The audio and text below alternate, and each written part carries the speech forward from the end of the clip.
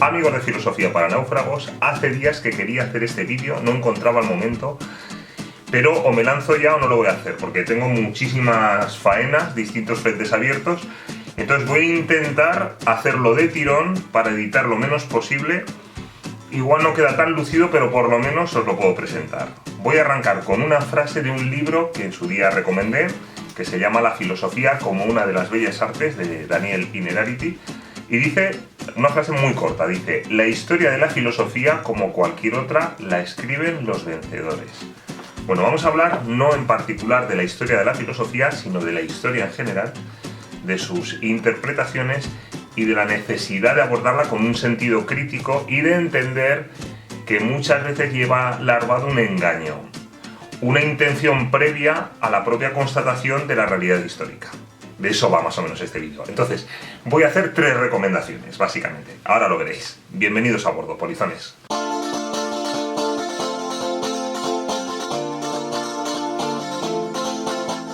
Os decía que voy a hacer 3 recomendaciones. En concreto, 2 libros, una novela y un ensayo y una película. O sea, para que tengáis variedad para elegir.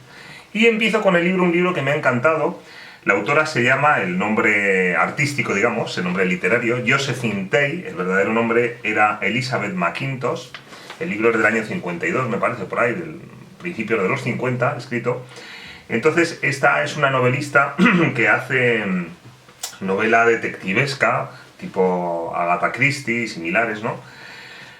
Por lo visto se documentaba muy bien. Y el protagonista de gran parte de su obra se llama Alan Grant, que es un detective que, en el caso de la novela sobre la que os voy a hablar ahora, que es La hija del tiempo, La hija del tiempo se titula así porque dice que la verdad es la hija del tiempo. Bueno, pues se titula La hija del tiempo. En el caso de esta novela, el protagonista está herido, persiguiendo a un ladrón, ha tenido una caída, una mala caída, y bueno, está con un brazo en cabestrillo, inmovilizado, no es nada de vida o muerte, ¿no? Pero tiene que estar convaleciente en un hospital. Entonces, toda la trama se sitúa mientras el protagonista, que es el detective este, está hospitalizado. Él se aburre, está ya cansado de estar ahí pues sin poder hacer nada. Una amiga de él, llamada Marta, que es actriz de teatro, le dice que por qué no investiga algún caso que haya quedado sin resolver y así se entretiene. Bueno, finalmente el inspector Grant le hará caso porque le lleva a Marta una serie de láminas de personajes históricos y le llama poderosamente la atención la de Ricardo III, que es uno de los reyes visto como canalla en la historiografía inglesa, ¿no? El último rey de la casa de York. E incluso Shakespeare tiene la famosa obra que aparece como un rey jorobado, malvado y tal.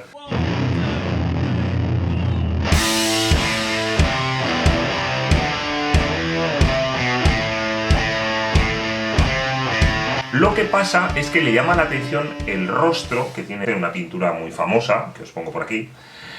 Le llama la atención al inspector Grant porque entiende que su fisionomía no es la de un criminal, ¿no? La de un depravado, tal y como la historiografía ha mostrado, ¿no?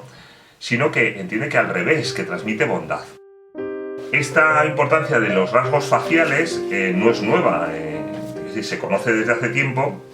Incluso Julián Marías, que a quien sabéis que admiro mucho, ¿no? El filósofo, habla de la importancia del rostro y dice cosas en su Antropología Metafísica, ¿no? El libro que más de una manera más certera sintetiza su pensamiento, dice cosas como la siguiente, dice: en la cara está la persona, por eso la fisionómica debería ser una de las grandes disciplinas humanas junto con la experiencia de la vida. El conocimiento más verdadero que podemos alcanzar de una persona es el que nos proporciona la contemplación de su rostro. Dice que cabe el disimulo, lógicamente, pero si cabe el disimulo es porque en el fondo nos sentimos delatados por la fisionomía que vamos adquiriendo en función de nuestra personalidad. Es decir, si hay disimulo es porque hay algo que ocultar, que asoma en el rostro, ¿no? Entonces, en definitiva, bueno, María es lo que dice el inspector Grant, que en el rostro asoma nuestra personalidad. La cuestión es que el inspector Grant empezará a investigar desde la cama, porque a través de esa Marta conoce a un joven investigador de historia y tal, un norteamericano.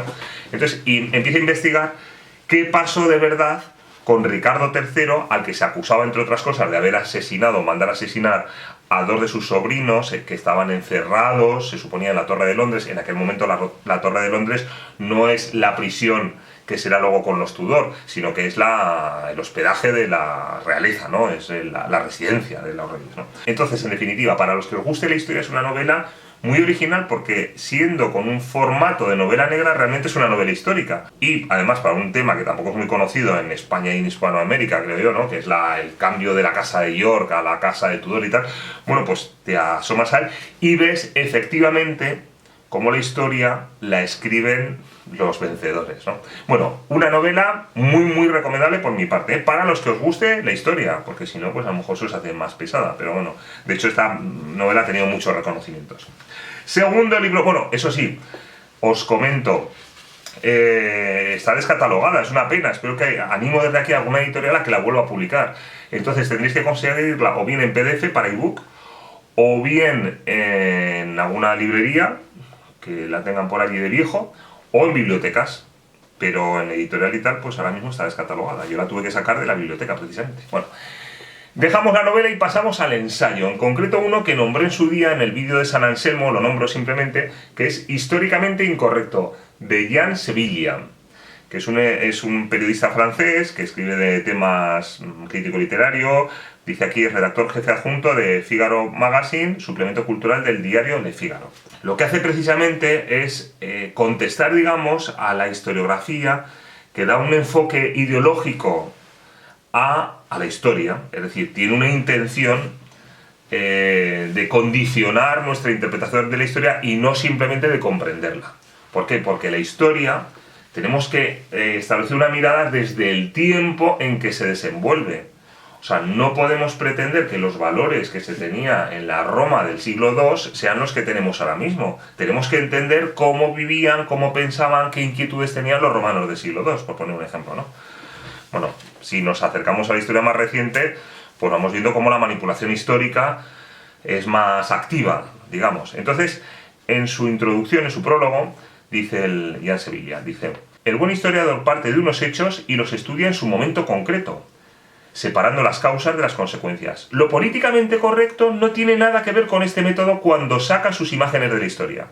Siguiendo el capricho de sus consignas, juega con las épocas y los lugares, resucitando un fenómeno desaparecido o proyectando en los siglos anteriores una realidad contemporánea. Juzgando la historia pasada en nombre del presente, lo históricamente correcto ataca el racismo y la intolerancia en la Edad Media, el sexismo y el capitalismo bajo el antiguo régimen, el fascismo en el siglo XIX. El hecho de que sus conceptos no signifiquen nada fuera de su contexto poco importa. El anacronismo es rentable en los poderes mediáticos. No es el mundo de la ciencia, sino de la conciencia. No es el reino del rigor, sino del clamor. No es la victoria de la crítica, sino de la dialéctica. Es también, y sobre todo, el triunfo del maniqueísmo. Y un poco más adelante dice: así la historia se convierte en un campo de exorcismo permanente. Cuanto más se anatemizan las fuerzas oscuras del pasado, más debe uno justificarse de no tener con ellas ninguna solidaridad. Se demonizan así personajes, sociedades y épocas enteras. Sin embargo, no es más que una engañifa.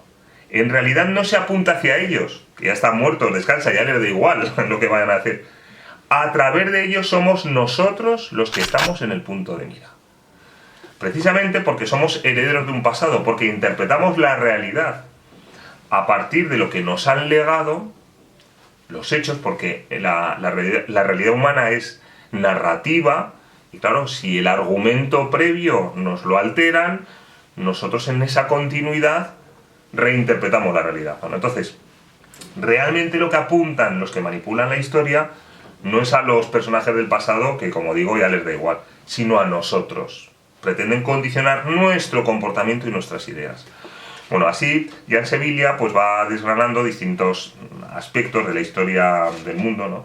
Entonces, bueno, pues voy a señalar que algunos, pues habla del feudalismo en la Edad Media, intenta hacerlo comprender, ¿no? Por qué estaba el feudalismo, que es una respuesta al derrumbe del Imperio Romano, que hace falta vertebrar de nuevo la sociedad, explica las cruzadas, explica cómo nace la Inquisición, ¿no? La herejía cátara, la España de los Reyes Católicos. Estamos con un periodista y pensador francés, y aún así pues se aproxima a comprender la España de los Reyes Católicos tan desprestigiada desde fuera y que fue, bueno, tan fecunda, ¿no? Las guerras de religión en Europa, el antiguo régimen, la Ilustración con ese baño de tolerancia que se presenta, la revolución y el terror en la Francia, pues eso, del cambio del siglo XVIII al XIX, la Comuna de París de 1871, que está tan idealizada, y él explica en qué consiste. los católicos y los obreros, que se han muchas veces puesto como si fueran antinómicos, ¿no? La abolición de la esclavitud, el pacifismo en el periodo entre guerras, ¿no? El fascismo y el antifascismo. Bueno, va tocando la resistencia francesa con la ocupación nazi y el colaboracionismo. Explica cuál es la verdadera fuente de ese colaboracionismo, o gran parte de él. Pío XII, ¿no? Que es un papa que se ha cuestionado pues si no se implicó realmente en la defensa de los judíos cuando hay una persecución tan grave en la Segunda Guerra Mundial. Bueno, la descolonización. Entonces va tocando una serie de temas sobre los que pesan muchos tópicos. Muchos tópicos, por cierto, aprovecho para decir que en internet abunda mucho el decir tópico como si fuera tema. Tópico no es tema. O sea, topic en inglés efectivamente es tema, pero en español tópico es una creencia generalizada que normalmente es, o muy a menudo es falsa. Es decir, son lugares comunes que en muchas ocasiones son erróneos. Eso es un tópico, un tema es otra cosa. Bueno, pero a lo que íbamos. Históricamente incorrecto, de Ian Sevilla, un libro recomendadísimo de Ciudadela. Y por último, en esta misma línea, os voy a recomendar una película. En concreto que es muy famosa y posiblemente muchos de vosotros la hayáis visto, que es El hombre que mató a Liberty Balance. Un clásico de John Ford. ¿Y de qué va? Bueno, pues va de que un senador de los Estados Unidos, interpretado por James Stewart, el nombre del senador da igual porque ya lo dice en la película, vamos a llamarle James Stewart, y su esposa pues vuelven a un pueblo en el que se conocieron en los Estados Unidos para asistir al funeral de una persona, ¿no? Entonces hay un periodista por allí que le pregunta al senador, ¿no? Y está con un par de amigos o dos periodistas más, no recuerdo, qué relación tiene con el difunto, con don nadie, ¿no? Que ha muerto ahí en un pueblo, que vivía en una granja y tal. Entonces el senador el James Stewart, pues cuenta la historia de cómo llegó él al pueblo. Él es en aquel entonces, en el pasado, él era un licenciado en Derecho, un joven abogado muy idealista, ¿no? Que cree en la ley y el orden y tal, y llega a una ciudad sin ley, digamos, del oeste, donde pues tiene mucho peso un forajido que le asalta precisamente cuando él está yendo para allá, que se llama Liberty Balance, interpretado por Lee Marvin, muy bien interpretado, malote, muy bien, Lee Marvin. Bueno, entonces hay un habitante del pueblo, que le vamos a dar el nombre del actor también, John Wayne, ¿no? Feo, fuerte y formal, el duque. John Wayne, allí, que es el único que le para un poco los pies a Liberty Balance y le saca la cara varias veces a James Stewart. Pero James Stewart, que tiene hace un poco de petrimetre, ¿no? Pues llega un momento en que dice que le dejen en paz porque aquí todo es a base de fuerza, sois unos brutos y tal, y aquí la demás.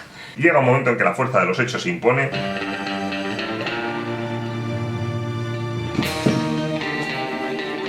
Y se tiene que enfrentar en un duelo al sol, no, sino duelo a la noche, duelo a la luz de la luna. Se tienen que enfrentar James Stewart y Liberty Balance, que es un tío que vive de matar gente, de asaltar y tal, con lo cual controla la pistola. Bueno, en ese duelo, parece que como por milagro, James Stewart consigue matar a Liberty Balance. Y entonces se convierte en un héroe para la población y eso lanza su carrera política. Pero aún así, él tiene el peso de haber matado a un hombre. Y llega un momento en que John Wayne le coge aparte y le dice, venga, vamos a ver, olvídate de ese peso, esa carga moral que tienes, que está proyectando tu carrera política, pero que a ti te pesa personalmente, porque me lo he cargado yo a Liberty Balance. Yo sabía que te iba a matar. Entonces le explica cómo se ha escondido a las sombras de la noche, y desde allí, cuando ha ido a disparar Liberty Balance, el otro le ha matado. El otro, que es John Wayne. Entonces le quita ese peso de encima, pero realmente John Wayne queda en un segundo plano, mientras que James Stewart, digamos que políticamente triunfa, y además se va con la gachi, se va con la que amaba John Wayne, y se la queda él, ¿no? Porque él es el hombre más refinado y además tiene una proyección política y se la camela.